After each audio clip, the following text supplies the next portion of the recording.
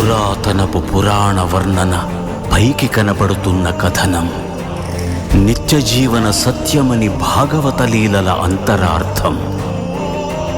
జరుగుతున్నది జగన్నాటకం, జరుగుతున్నది జగన్నాటకం.